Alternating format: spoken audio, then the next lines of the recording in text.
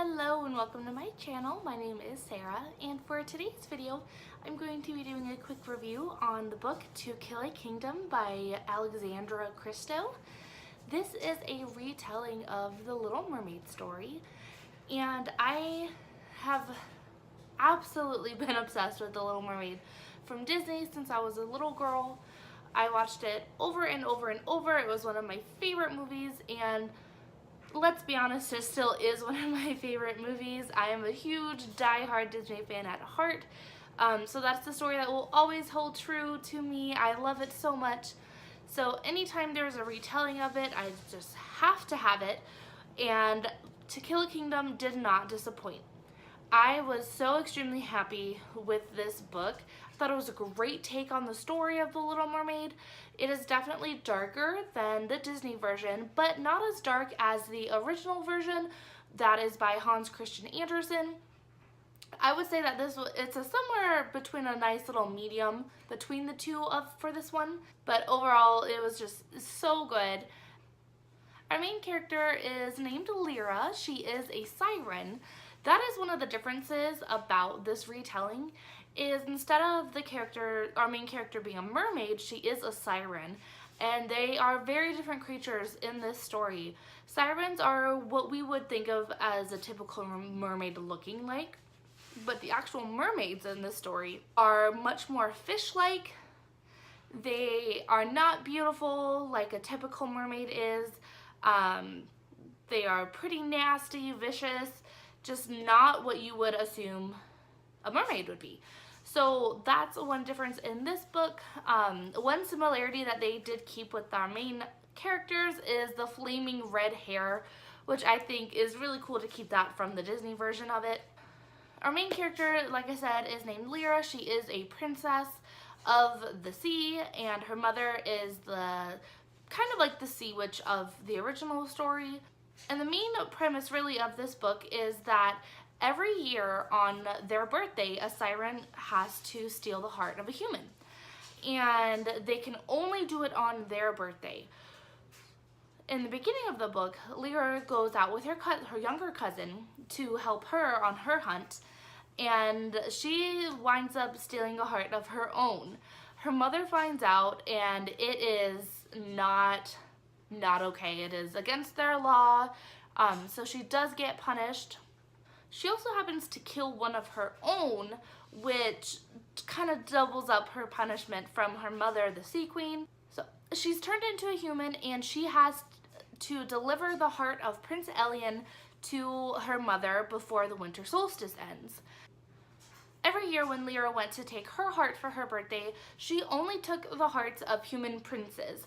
So she was called the Princess Bane, and Prince Elien, he is aware of her. His whole goal in life is to kill all the sirens, and he is especially after her. So when she shows up floating in the water in the middle of the sea, with her human legs now, Prince Elien's ship is there. They bring her up on board, and he doesn't recognize her for who she is. One of the things he does look for is that flaming red hair. Now that she is in her human form, her hair is not as bright, so he does not realize that it's her. During that first encounter, they do actually catch a siren and bring her on board. She recognizes Lyra as the princess of the sea, and Lyra actually speaks to the siren in the language that only the sirens and mermaids know. So when he hears her speak that language, he is very intrigued, doesn't trust her, doesn't know how she knows that language because people have tried studying it but were unable to learn it. So he really doesn't know what to do with that information. At some point they do kind of come together to work together. Elien is on this quest to find an object that will help kill all sirens for good, and Lyra convinces him that she knows something about it that he needs from her. So he will not be able to retrieve this without her, and she will not give up that information until she is there with him, which pretty much guarantees that she stays alive at least for a little bit. And so really the story is about their quest to go and find this object that can help kill all the sirens. And of course it is a YA fantasy novel, so there is a love story that develops between the two of them. They do fall for each other.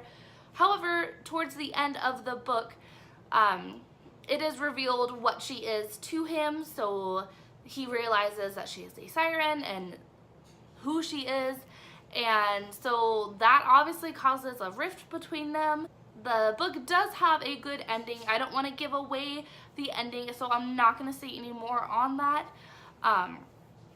But I really enjoyed this book. It was a very fast read for me. It really is not a long book at all. I would say this is probably one of the best summer reads for this summer. It's about sirens and mermaids. What better time of year than the summer to read this type of book? If you are a fan of The Little Mermaid, if you are a fan of just mermaids in general, just YA fantasy, if you haven't read this, I highly recommend it. If you have read this, I would love to hear what you think, so please go ahead, put your comments down below. If you have your own video talking about it, please link your video. I'd love to go watch it and have a conversation about our opinions and how they are alike or different. So please go ahead and link those down below if you have them.